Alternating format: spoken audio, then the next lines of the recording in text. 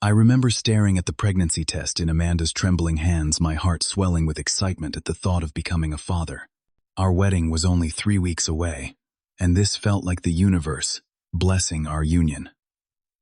But that night, as Amanda slept, a notification lit up her phone. A video message from her best friend, Jasmine. "Oh my God, girl. Can you believe what happened at your party? Hope Jack never finds out." My stomach dropped. Who the hell was Jack? And what exactly happened at that bachelorette party? Before I dive into this story, tell me where you're watching from, and hit that like button if you've ever had that gut feeling something wasn't right in your relationship. Amanda and I were college sweethearts. We met during freshman orientation at Washington State, when she accidentally spilled coffee on my favorite jacket. Instead of being upset, I was instantly captivated by her infectious laugh and the way her eyes crinkled when she smiled. 6 years later, I was an architectural engineer with a promising career at a prestigious firm in Seattle, and she had risen to marketing director at a tech startup. Our lives seemed perfectly aligned. I had proposed on a rainy Seattle evening at the spot where we had our first date. Amanda cried happy tears as I slipped the ring on her finger, and we spent months planning what we thought would be the perfect wedding. Everyone commented on how well we complemented each other, how we were the couple others aspired to be. The pregnancy announcement came as a surprise 2 months after her bachelorette party in Las Vegas. Amanda burst into our apartment one evening as I was preparing dinner, waving the positive test with tears streaming down her face. "Clement, we're going to be parents," she exclaimed, her voice full of emotion. I dropped everything and rushed to embrace her. Having children was something we had talked about for years. I had always wanted to be a father to create the loving family I had been fortunate enough to have growing up. That night, we stayed up late discussing names and nursery ideas, our future seeming brighter than ever. But 3 days later, everything changed. Amanda had fallen asleep early, exhausted from what we assumed were the early signs of pregnancy. Her phone chimed on the nightstand beside me. Normally, I would never check her messages, but the preview that flashed across her screen made my blood run cold. "Oh my God, girl. Can you believe what happened at your party? Hope Jack never finds out." The text was from Jasmine, her maid of honor and best friend since high school. Jack.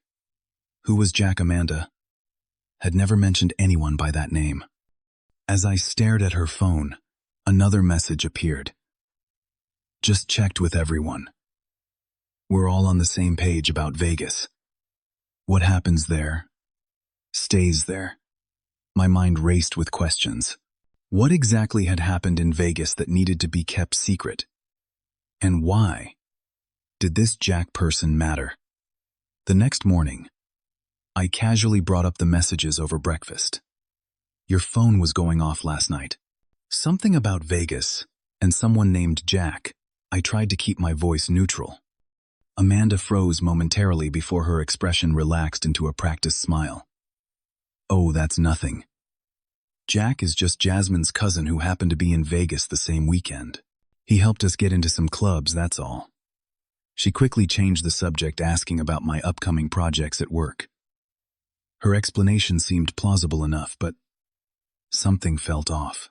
In 6 years together, I'd never heard Jasmine mention having a cousin named Jack. And why would it matter if he found out about something from the bachelorette party?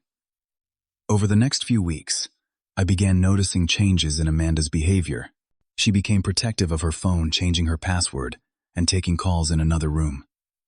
I caught her texting late at night, the blue glow of her screen illuminating her face in our darkened bedroom. When asked who she was messaging, her answers were vague and dismissive. More concerning was how the bridal party acted around me. At our engagement dinner, Jasmine could barely make eye contact. Another bridesmaid, Taylor, kept shooting worried glances at Amanda whenever the bachelorette weekend was mentioned. Something had definitely happened in Vegas, and I seemed to be the only one who didn't know. My own bachelor party was scheduled for a weekend in Portland with my closest friends. Despite trying to enjoy myself, I couldn't shake my concerns about Amanda and the mysterious Jack. My best man, Tyler, insisted I was overreacting. Pre-wedding jitters, man, he said, handing me another beer. Everyone gets them. Amanda adores you. But later that night, Derek, a friend from college who knew both of us well, pulled me aside. Look, I didn't want to say anything, but I heard some things about Amanda's Vegas trip from my girlfriend. She's friends with Taylor. What things? I asked, my heart pounding. Derek hesitated. Just that it got pretty wild. More than the typical Bachelorette stuff. My girlfriend was vague, but she seemed uncomfortable talking about it. That night, I barely slept. The next day, I cut my bachelor weekend short, claiming a work emergency. When I arrived home unexpectedly, Amanda was surprised to see me. As she hugged me, I noticed a receipt on the counter for a nightclub called Mirage that she had never mentioned visiting. What's this? I asked, holding up the paper. Her cheeks flushed. Just a club we stopped by. It wasn't worth mentioning. You told me you only went to one club the whole weekend. The one where you had the private room booked. Amanda's expression hardened. Are you checking up on me, Clement? Keeping track of everywhere I went, I thought we trusted each other. She turned the situation around, making me feel like I was the one doing something wrong by asking questions. That night, as she slept, I made a difficult decision. I needed to know what had really happened in Vegas before I committed to spending my life with Amanda. Our wedding was approaching quickly, and I couldn't shake the feeling that I was missing something important, something that could affect our future together, and now the future of our child. Rather than confront Amanda again and risk being shut down, I decided to investigate quietly. First, I pieced together a timeline of the Bachelorette weekend from social media posts. The official story was that the 6 women had spent Friday at a spa, followed by dinner and dancing at a popular club. Saturday was supposedly pool-time shopping, and then a private dinner in their hotel suite. But there were gaps in the posts, particularly on Saturday night, when no one had shared anything for over 6 hours. I needed more information, and I knew just who might have it. Jasmine had been Amanda's confidant since they were teenagers. If anyone knew what really happened, it would be her. I arranged to accidentally run into Jasmine at her favorite coffee shop on Tuesday morning. She seemed startled to see me there, nearly spilling her latte. Clement, what are you doing here? Her voice was pitched slightly higher than normal. Just grabbing coffee before a client meeting nearby. I lied smoothly. Mind if I join you for a minute? Jasmine glanced at her watch nervously. Actually, I'm running late for work. Rain check. As she hastily gathered her things, she left her tablet on the table. I called after her, but she was already pushing through the door. I picked up the device, intending to return it, when a notification appeared on the screen. It was a message from Amanda.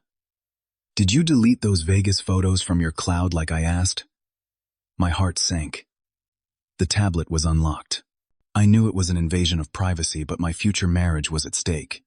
I quickly opened her messages. There was a group chat with all the bridesmaids titled Damage Control. The most recent messages discussed making sure I never found out what really happened and coordinating stories. I scrolled back to messages from the Vegas weekend. There were photos they hadn't posted publicly.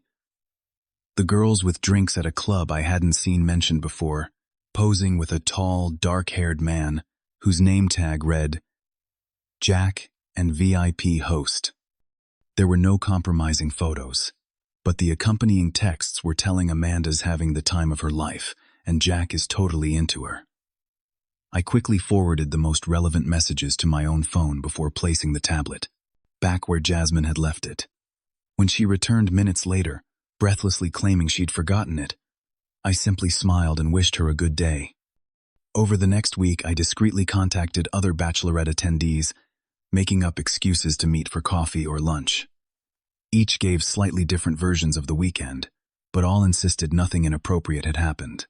The inconsistencies were telling. Taylor claimed they'd never left their hotel after dinner on Saturday, while Lisa said they'd gone dancing until 3 a.m. Nobody mentioned anyone named Jack. The pregnancy timeline was another red flag. Amanda was now 8 weeks along, according to her doctor. I consulted my friend Mark, a medical resident, who confirmed that based on the date's conception, likely occurred during the Vegas weekend. When I casually mentioned this to Amanda, suggesting our baby was conceived in Vegas, she quickly corrected me, saying the doctor had miscalculated, and she was actually 7 weeks along. Her defensiveness only increased my suspicions. Digging deeper into our shared credit card statements, I discovered a charge for a private hotel suite at the Bellagio that wasn't part of the girls' group reservation. When confronted, Amanda claimed they had booked it for a surprise birthday celebration for one of the bridesmaids, even though none of them had birthdays that month. As my investigation deepened, our relationship deteriorated. Amanda sensed my distrust and became increasingly irritable, accusing me of ruining what should be the happiest time of our lives. We argued more frequently, often about trivial matters that disguised the real issue growing between us. The breaking point came at our wedding rehearsal dinner. I excused myself to use the restroom and overheard 2 bridesmaids, Lisa and Taylor, whispering in the hallway. "Jack called Amanda again today," Lisa murmured. "He's been asking questions about the baby." "She needs to shut that down," Taylor replied urgently. "Clement can never know. It would destroy him." My world stopped. The baby. Jack was asking about the baby. The implications were unmistakable. I leaned against the wall, struggling to breathe. Everything suddenly made horrible sense. The secrecy, the changed timeline, the coordinated stories. The child Amanda was carrying might not be mine. I somehow made it through the remainder of the dinner, smiling mechanically and avoiding Amanda's concerned glances. That night I lay awake beside her, staring at the ceiling, feeling as though I was drowning. The next morning I told her I had an emergency at work that required immediate attention. In reality, I was boarding a plane to Las Vegas with a single mission: to find Jack and learn the truth. Using information from the photos I'd seen on Jasmine's tablet, I identified Jack Donovan, an event promoter and VIP host at several high-end clubs in Las Vegas. His Instagram profile showcased a lifestyle of celebrity parties, bottle service, and beautiful women. I messaged him directly, claiming to be interested in VIP services for an upcoming corporate event. We arranged to meet at his primary venue, an exclusive club on the Strip. I arrived early, nursing a whiskey at the bar, my stomach in knots. When Jack appeared, I recognized him immediately from the photos. Tall, confident, with the practiced charm of someone who made their living making others feel special. "You must be Clement," he said, extending his hand. "Let's talk about what kind of experience you're looking for." Once we were seated in a quiet VIP section, I dropped the pretense. "I'm not here about a corporate event, Jack.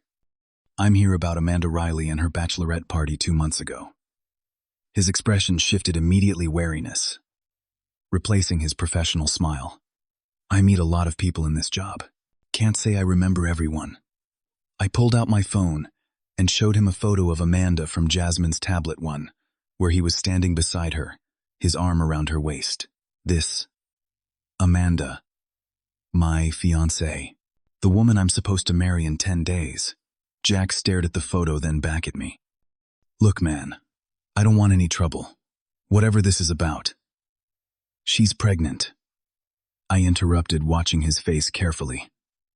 "About 8 weeks along. Conceived around the time she was here." His composure faltered. He took a long drink from his glass before speaking. "She told me she was single." Those 5 words confirmed everything. I felt physically ill. "Tell me what happened." Initially defensive, Jack eventually revealed the full story. Amanda's group had hired him as a VIP host for their first night. He'd shown interest in Amanda, who introduced herself only as Mandy and never mentioned being engaged. They flirted throughout the evening, and when the group moved to another club, she asked for his number. The next night, she texted me to meet her at a bar in the Bellagio. He continued, unable to meet my gaze. One thing led to another, and we ended up in a suite she said her friends had gotten for her. It was just a one-night thing. I never expected to hear from her again. "But you did," I said, my voice hollow. Jack nodded grimly. "About 2 weeks ago, she called saying she was pregnant and thought it might be mine. She wanted to know if I had any hereditary health issues before she..." He paused. "Before she passed the baby off as her fiancé's." He showed me their text exchanges confirming everything. Then he pulled up security footage from the club on his phone, showing Amanda willingly leaving with him, contradicting her story about staying with her friends all night. I told her I want to be involved if the kid is mine, Jack said. I know it's messed up how it happened, but I've got 3 nieces I adore. Always wanted to be a dad someday. He looked at me with genuine regret. For what it's worth, I'm sorry. If I'd known she was engaged, I never would have. I cut him off with a raised hand. I couldn't bear to hear more. After getting his contact information, I left the club and spent the night in my hotel room, alternating between rage, heartbreak, and a strange hollow numbness. The next morning I boarded a flight back to Seattle, with the weight of decisions to come pressing down on me. Upon returning, I confronted the maid of honor first. Cornered with what I knew, Jasmine broke down in tears, admitting they had all covered for Amanda. She swore it was a one-time mistake. She was drunk and feeling nervous about the wedding, Jasmine explained between sobs. We thought it was better for everyone if you never found out. Better for who? I asked coldly. Not for me. And what about the child? A child who might grow up calling me father when I'm not. Jasmine had no answer for that. That evening, I prepared all my evidence, the messages, the inconsistent stories, the credit card charges, and my conversation with Jack. Then I confronted Amanda at our home. We need to talk about what really happened in Vegas, I said calmly as she entered the living room. And about who really fathered your baby. Amanda's face drained of color. Clement, I don't know what you think you know, but...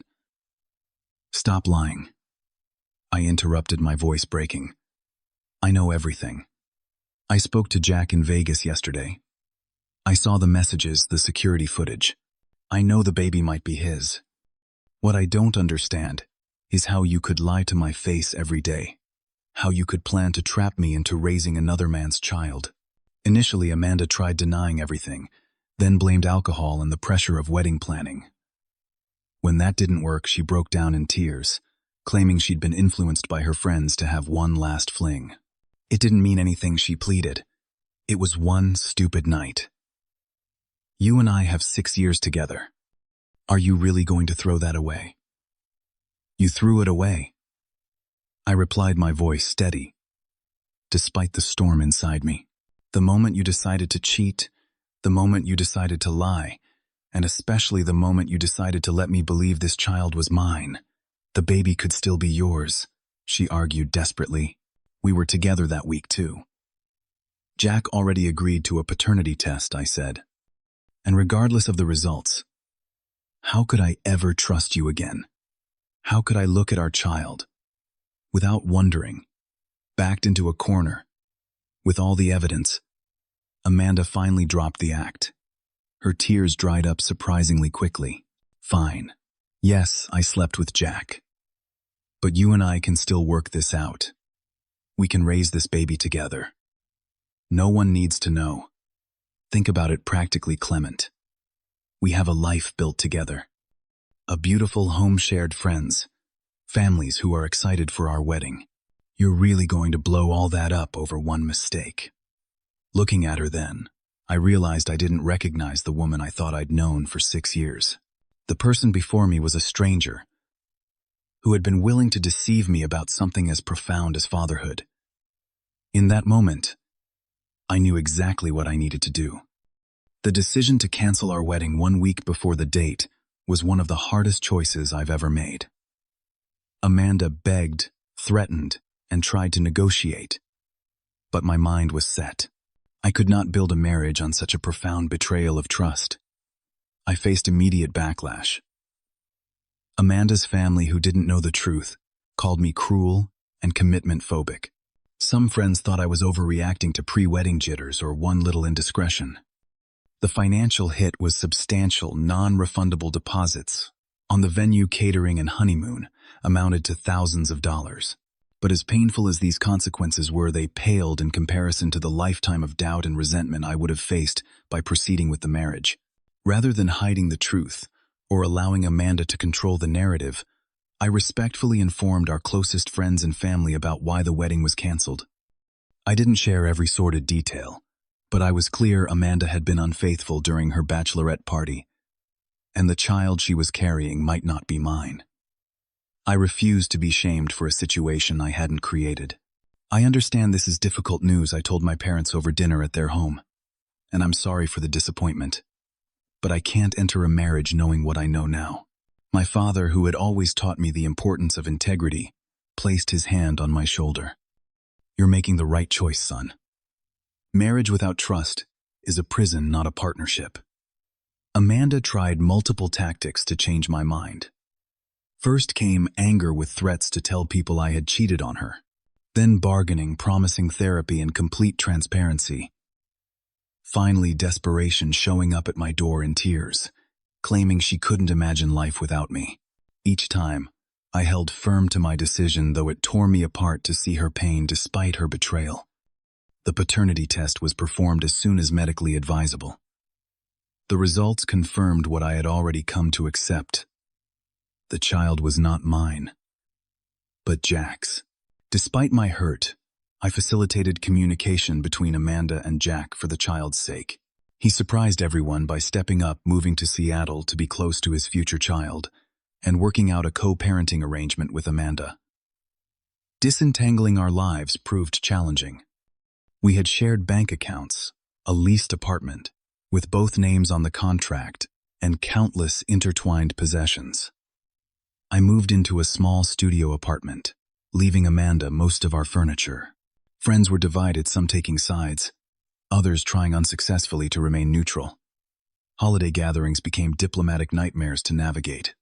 The emotional toll was even greater than the practical one. I experienced waves of grief for the future I had planned and lost. There were nights I questioned my decision, wondering if I could have forgiven her and moved forward. Mornings when I reached across the bed momentarily, forgetting she wouldn't be there. The hardest moments were seeing expectant couples, their joy, a painful reminder of what had been stolen from me. Therapy became my lifeline. My counselor, Dr. Marshall, helped me work through feelings of inadequacy and betrayal. "What happened wasn't a reflection on you," he reminded me. "It was Amanda's choice, her behavior. You didn't cause this, and you couldn't have prevented it." Slowly, I rebuilt my life. I reconnected with friends I had neglected during my relationship, and strengthened bonds with those who had stood by me. I threw myself into work, earning a promotion. I remodeled my new apartment, creating a space that was entirely my own. 6 months after the canceled wedding, I cautiously began dating again. I was transparent with anyone I met about my recent experience, not as a warning or to gain sympathy, but because it had shaped me. Some were scared off by my baggage, but others appreciated my honesty. The most unexpected development came nearly a year later. Amanda contacted me, asking to meet for coffee. My first instinct was to refuse, but curiosity won out. The Amanda who sat across from me was different from the woman I had known. Motherhood and the consequences of her actions had matured her. "I owe you an apology," she said after we exchanged awkward greetings. A real one, not the manipulative ones I tried before. What I did was unforgivable. Not just the cheating, but the lying afterward. Trying to trick you into raising Jack's child. She looked down at her cup. "At the time, I was terrified of losing you, of facing the consequences. But you were right to walk away." She told me that therapy and becoming a mother had forced her to confront her selfishness. "You did the right thing," she continued. "If you had stayed, if we had built a marriage on that lie, it would have poisoned everything. I see that now." Her words provided closure I hadn't realized I still needed. As we parted, I felt a weight lift from my shoulders. I had trusted my instincts, stood by my principles, and though the path had been painful, it had led me to a place of greater wisdom and self-respect. Today, I'm in a relationship with someone who values honesty as much as I do. The experience taught me to trust my intuition, to value truth over comfort, and to understand that while facing painful realities hurts in the moment, living a lie causes far deeper, longer-lasting damage. I sometimes think about Amanda and her child, hoping they're well. Jack has proven to be a dedicated father, something that brings me a strange sense of relief. As for me, I'm open to having a family someday, but I'll never again compromise on the foundation of trust it must be built upon. In the end, discovering the truth about that bachelorette party was the most painful gift I ever received. It saved me from a lifetime of deception and gave me the chance to build something authentic instead. Sometimes the hardest decisions lead to the most necessary growth, and sometimes what feels like the end is really just the beginning of a more honest path forward. Have you ever had to make a difficult choice that turned out to be the right one in the end? Share your experience in the comments below. If this story resonated with you, please give it a like and subscribe to hear more real-life journeys. And if you know someone who might be facing a similar situation, share this with them. Sometimes knowing we're not alone in our struggles makes all the difference. Thank you for listening to my story. And remember, choosing truth even when it's painful is always the first step toward genuine happiness.